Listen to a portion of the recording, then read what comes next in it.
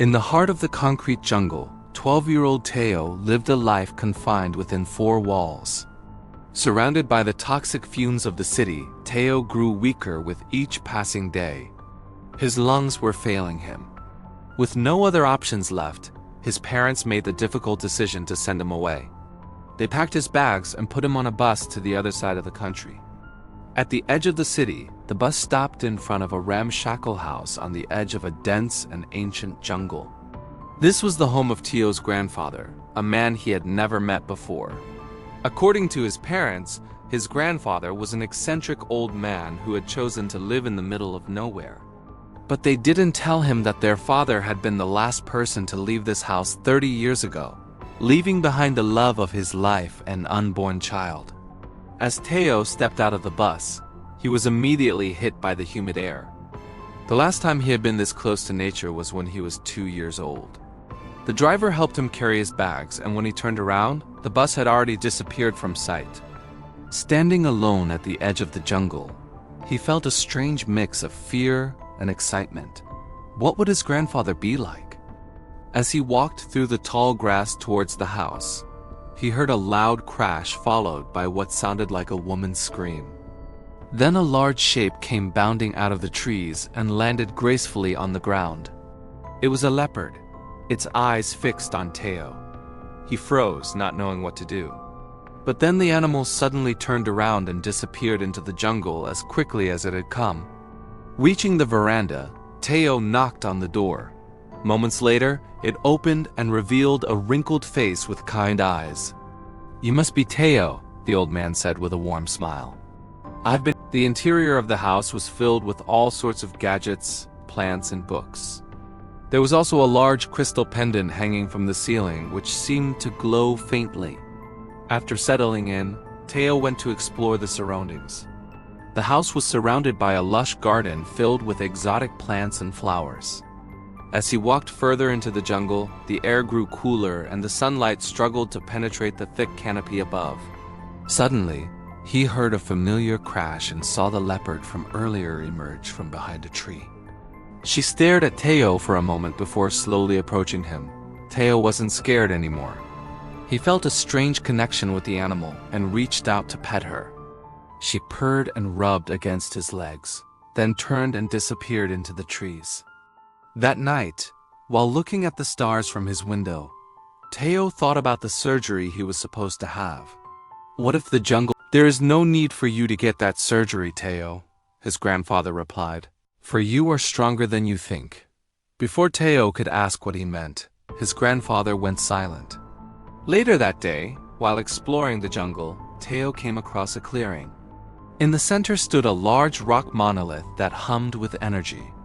And when he touched it, images flashed through his mind, showing him a long-forgotten history. He saw how the jungle was once protected by a powerful seal that kept the balance between the natural and human world. But then a group of poachers led by a traitorous shaman infiltrated the jungle, destroyed the seal, and unleashed the wrath of the jungle spirit. Suddenly, the spirit appeared before him, taking the form of a beautiful woman. "So you are the grandson of my last guardian," she said. "You carry the blood of the protectors within you, but you have forgotten it." She explained that the jungle was dying because the seal had been broken. If they couldn't stop the poachers, the jungle spirit would consume everything in its path to restore the balance. Teo wanted to help, but he was just a sick city boy. "You may be weak in body, but your spirit is strong," the jungle spirit said, sensing his desire to help. "If you can bring me the 3 sacred tears of the jungle, I will use their power to heal you and grant you the strength to protect the jungle." The first tear was hidden where the leopard king sleeps. But when Teo found the leopard, it was gravely injured from a trap set by the poachers. To save her, Teo used a medicinal herb he had seen his grandfather using. The grateful leopard then took him to a cave filled with sparkling crystals, where it licked his hand, leaving behind a single sparkling tear. For the second tear, Teo had to cross a raging river. Using a vine, he made a rope bridge, but it snapped under his weight, sending him tumbling into the water. Exhausted and bruised, he collapsed on the riverbank, where a giant spider crawled onto his chest. ready to inject him with its venom. Just as it was about to strike, Teo grabbed a leaf and slashed it across the spider's face. Startled, it fled into its hole. But the third tier was being guarded by the very shaman who had betrayed the jungle all those years ago. He had become immortal by stealing the jungle spirit's power and was using it to control the animals of the jungle. First, he sent poisonous snakes to attack Teo, but he dodged them. Then the shaman tried to crush Teo with a rock, but he moved aside just in time. Finally, the shaman threw his spear, but Teo caught it. "Why won't you just let me destroy you?" "My grandfather told me that I could be stronger than I think," Teo replied. "And now I know what he meant." Teo threw the spear back and hit the shaman's staff, breaking it. The staff transformed into a whip in the shaman's hands, and he lashed out at Teo, who dodged and retaliated by slashing the whip across the ground. The force of the blow sent the shaman sprawling backwards, knocking him unconscious. As Teo approached, the shaman cried out, "Don't kill me. I'll give you the third tier." He pointed to a crystal egg hidden under his cloak. Touching it, Teo felt the immense power within and realized that the shaman had stolen the jungle spirit's power to become immortal. He also saw the jungle spirit trapped inside, desperately trying to break free. Teo knew he couldn't destroy the egg, for it was the source of the jungle's magic. But he also couldn't let the shaman keep it, so he made a deal with the spirit. But if he couldn't, she would take the egg back and deal with the poachers herself. Teo returned to his grandfather, who helped him activate the pendant, which amplified Teo's strength and gave him control over the elements. With this newfound power, he confronted the poachers. Using his powers, he defeated them one by one until only the leader remained. "You can't beat me," the poacher sneered.